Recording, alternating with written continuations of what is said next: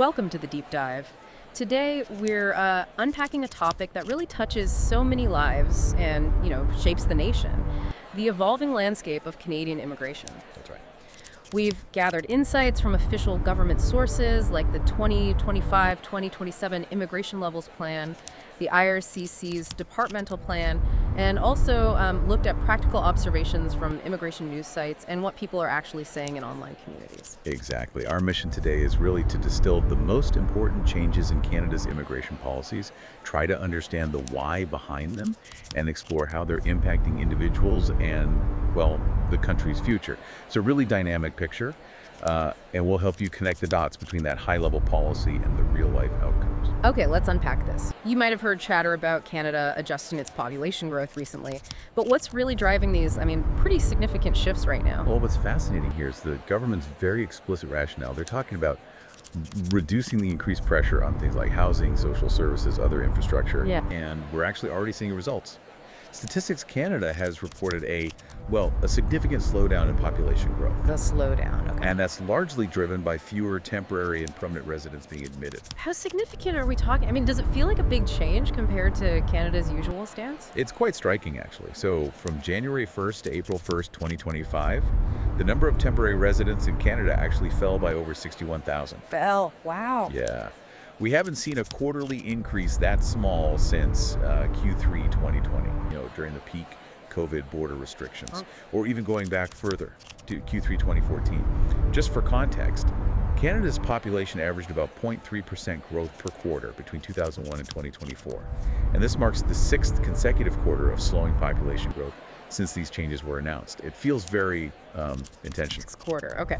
So what does the slowing growth actually mean for the numbers, the official targets going forward? Are they dialing it back substantially? Yeah, substantially. If we connect this to the bigger picture, the federal government has stated they intend to reduce the number of temporary residents to 5% of the total population by the end of 2026. 5%, okay. And for permanent residents, remember the target was 485,000 in 2024.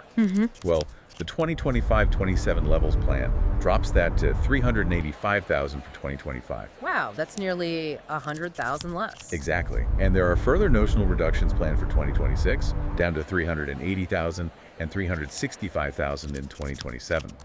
They've also brought in overall temporary resident targets for the first time, aiming for about 673,650 foreign workers and international students combined in 2025. So it's clear there's a major strategic reevaluation happening, aiming for, less growth overall. But what specific things have they done? What are the actual measures to hit these targets? Right, that's the key question. How do these big targets translate to action on the ground? Several key measures are contributing. First, there are caps on study permit applications. For 2025, they've capped the applications they'll process at just over 550,000, aiming to actually issue around 437,000 permits. That's a 10% cut from the 2024 cap. And that's where the PLs come in. Exactly. The provincial attestation letter, or PL requirement, it kicked in for most applications after January 22nd, 2024. Basically, the province has to confirm the student fits within their allocation. Giving provinces more say. Okay, what else? Second, big restrictions on spousal open work permits, or OWPs. As of January 2025, eligibility is much tighter. How so? Well, for spouses of international students, the student now generally needs to be in a master's program of 16 months or longer, a PhD, or certain professional programs like nursing, engineering, law. Okay, so not undergrads generally, right? And for spouses of foreign workers, the worker needs to be in a high-skilled Tier 0 or 1 job, think managers, professionals, or specific in-demand Tier 2 or 3 jobs, like trades. And their work permit needs at least 16 months validity when the spouse applies. So focusing on specific economic needs there too. Makes sense. Number 3. Third, changes to the post-graduation work permit, PGWP. Starting November 1st, 2024, graduates applying for PGWP need to meet specific field of study and language requirements. And unless they're exempt, if they applied for their study permit after that date, their program generally has to link to a labor market shortage. Aligning education directly with job needs. Okay. Fourth, a moratorium on certain low-wage LMIAs. Since September 26, 2024, they stopped processing some LMIAs in the low-wage stream of the temporary foreign worker program. LMIA, that's the labor market impact assessment. Correct. Needed to show no Canadian is available for the job. So they won't process them now if the wage is below the provincial threshold or if the local unemployment rate in that city or area is 6% or higher. So Employers in those situations just can't hire a temporary foreign worker through that stream. Pretty much. And workers already here might not be able to renew their permits under that stream. It's a significant block. Wow. Anything else, Major? Any good news in the mix? Actually, yes. One positive note for some. They've extended a temporary public policy from the COVID era. It allows people on closed work permits tied to one employer, to change employers or jobs before getting the new permit approved. That's been extended. Okay, so some flexibility there. But overall, it really sounds like a major tightening, especially on the temporary side. What does this mean for people already in Canada hoping to become permanent residents? Is that door closing too? That's where it gets really interesting. The plan for 2025-27 actually expects that more than 0% of all new permanent residents in 2025 will be people already in Canada as students or workers. 40%. So they're prioritizing transitions from temporary to permanent status. Very much so. It's a huge signal. Canada seems to be saying, look, if you want PR, often the best path now is to come temporarily first. IRCC plans to heavily use the Canadian Experience Class, CEC. That's the main route for people with Canadian work experience to make this happen. And Express Entry, how does that fit in? Express Entry is still the main system, but it's going to prioritize candidates with strong French skills or work experience in specific fields like healthcare, social services, trades, and education. So more targeted draws. Okay, focusing on specific needs, what about the provincial nominee programs, the PNPs? They're usually a huge pathway. They still are, and they'll increasingly be a route for temporary residents already in a province to get PR. However, we're seeing some big impacts from the overall target reductions. Such as? We'll take British Columbia, for example. Their PNP allocation for 2025 was cut by 50% compared to 2024, down to just 4,000 nominations. 50%, wow. Yeah, and they actually started the year with a backlog of about 5,200 applications already waiting. So they have more applications than spots already.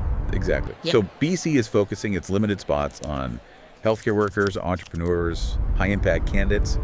They estimate only about 1,100 spots will be for new applicants in those narrow categories this year. The rest go to the backlog. Meaning general skilled worker draws are off the table. They don't expect to resume general or priority occupation targeted invitations in 2025. And plans they had for 3 new student streams paused until their allocation goes back up. That paints a picture of real bottlenecks at the provincial level then. It definitely shows the tension between federal targets and provincial needs. Oh, we've talked policy, we've talked numbers, but let's connect this back to people. When you look at online forums, community discussions, what are people actually experiencing on the ground with these changes? Oh, this is where you really see the direct, it's sometimes quite difficult human impact. It mirrors these policy shifts perfectly. Like you hear from people who applied for a study permit for the fall semester, just consumed by anxiety, wondering if it'll even get processed with the new caps. Then there was this really frustrating story. Someone shared their study permit application, got mistakenly withdrawn by IRCC. They said they hadn't uploaded the PAL, but they had. Oh no. Yeah, it highlights how crucial it is to be persistent. Maybe even contact your member of parliament if things go really wrong. What about work permits? Are the tighter rules causing issues there too? Absolutely. We see spouses having their open work permits rejected because maybe their partner couldn't provide quite enough proof of ongoing employment, or people getting PGWPs rejected for reasons that seem, frankly, a bit obvious after the fact, like you're not a student anymore after you graduate. Right, but that leads to panic, losing status. Exactly. Loss of work status, real panic. And then there are broader strategic dilemmas. You see international students debating, should I do a 1-year master's or a 2-year one? Which gives me a better shot at PR now, considering affordability, job prospects, and these tighter rules. It adds another layer of complexity. It really does. And beyond the application stress, sometimes you encounter truly heartbreaking situations. Like someone mentioned a friend on a work visa who had a stroke, is now in a vegetative state, Oh wow. and their visa is expiring. So there's this terrible question hanging over them about potential deportation while they're hospitalized. That's incredibly difficult, and it sounds like the stress doesn't even end once you get approved sometimes. That's another key point. We've seen stories of people who got their final PR approval, the confirmation, but then got denied boarding a flight to Canada Why? because they didn't have their physical PR card yet, only their old work permit maybe. Yeah. They ended up stranded. Oh, that's awful. Just a communication breakdown. It seems like it, or unclear instructions. Others get these confirmation of permanent residence information letters, but then silence. No clear next steps on getting their electronic COPR, the eCOPR, or how to travel. So the eCOPR is the electronic confirmation. Right, it's the official proof. These situations really highlight, I think, that while IRCC might be working on back-end systems, the front-end communication and clarity for applicants can still be a major struggle. Technology alone doesn't fix everything. Yeah, it points to a really significant adjustment period for the system and for everyone trying to navigate it. It sounds like IRCC has a massive job on its hands managing all this. What are they actually doing behind the scenes to adapt and hopefully support applicants better? That's definitely a big focus for them, this whole modernization piece. They're investing a lot in what they call the Digital Platform Modernization Program, or DPM. Okay. What does that involve? Well, the plan is to roll out a new single online account for everybody. Eventually, it should be one place to apply for everything, track your application in real time. Much needed. Definitely. And they're also designing a whole new case management platform to replace the current system, GCMS, which is, well, it's getting old. Is artificial intelligence part of this picture? Are they using AI? Yes, they are adopting AI, aiming for, operational efficiencies, better service. But, and they're very clear about this, AI systems are not used to actually refuse applications or deny entry. Okay, that's important. Absolutely. Human officers are still the decision makers, with full authority and discretion. AI is more for sorting, processing, streamlining behind the scenes. Makes sense. Now, with these lower immigration targets, what's happening to IRCC's own budget and staffing levels? Are they shrinking too? That's an interesting point when you look at the bigger picture. Yes, IRCC's planned spending is set to decrease by about $1.6 billion over the next 3 years. Billion, with a B. Yeah. And their staffing, their full-time equivalent positions, are projected to decrease by over 1,400 over that same period. Wow, why such a big drop? A lot of it is temporary funding ending for specific programs, like the health program for refugees or the housing assistance program, but it's also directly linked to the decision to lower immigration levels overall. So a leaner operation then? Pretty much. They're aiming to boost efficiency and productivity, do more with less, essentially.